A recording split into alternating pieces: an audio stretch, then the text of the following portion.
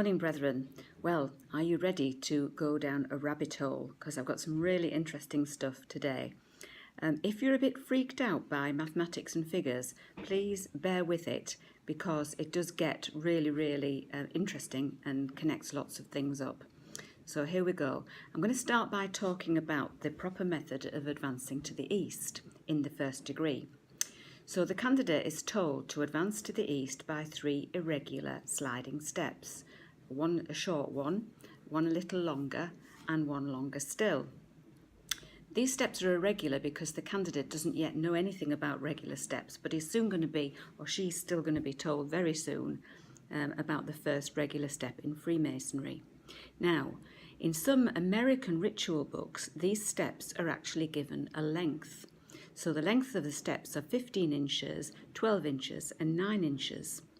So if you reduce that down to its lowest, those figures down to their lowest common denominator, you get 3, 4 and 5, which is the length of the sides of a Pythagorean triangle. Now, this is where the fun begins really. A Pythagorean triangle is quite magical. I've got these pictures I'm going to show you, by the way, I've got to thank worshipful brother Andy Sables for. He is the son of one of our Yorkshire Masons, Lorna, and I had a very interesting discussion with him, and afterwards he sent me these pictures, which are for making the formation of this vlog. So here we have a Pythagorean triangle with sides 3, 4 and 5. Now this triangle is used among other things to construct a right angle or a square, and we all know how important that is in Freemasonry. But it can also be used to determine phi, the golden ratio, Fibonacci sequences and all manner of magical things. So you may be familiar with some of those, and there's loads more as well.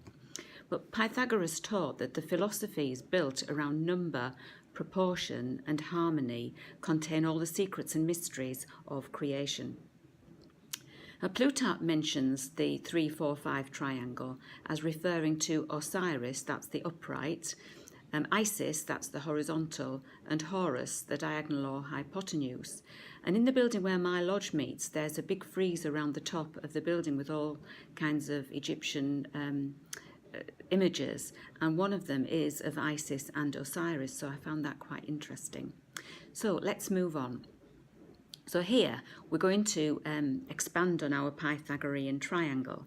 So if you draw a circle based on the 3 side, so the upright, using that as the diameter of a circle, so you'll have a diameter of 3 and a radius of 1.5.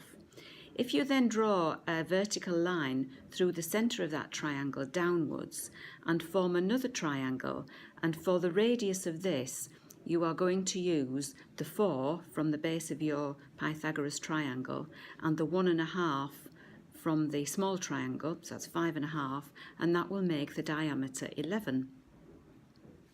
So now we've got 2 triangles. So if we divide one into the other to find out the ratio between the 2 triangles, we come up with a figure 0.272. Now, why is that important? Well, the Earth's diameter is approximately 7,926 miles. The Moon's diameter is 2,156 miles. And guess what? The ratio is also 0.272. How amazing is that? Now then, if you use the diameter of the large circle as the base of a triangle and draw 2 diagonals up towards the centre of the smaller circle, so you've now got another triangle, and this triangle has the same angles as the sides of the Great Pyramid at Giza. I know, it just gets more and more exciting, doesn't it? So here's some more things now. If you then overlay the picture of Da Vinci's Vitruvian Man, something else magical happens. The angles between the arms and legs are 23.5 degrees. So here are a couple of pictures that show you what happens there. So 23.5 degrees, what's the significance of that? Well, that's the angle of the Earth's tilt on its axis, 23.5 degrees. Now then, look at all these examples of that angle being illustrated in Renaissance paintings. So I'm just going to show you these one after the other. Well, first of all, there's the Maltese cross, and we use that in some of the other degrees, the higher degrees.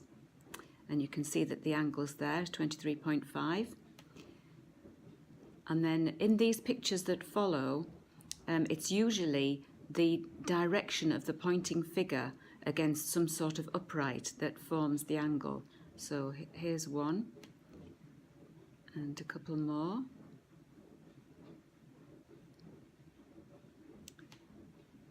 And two more.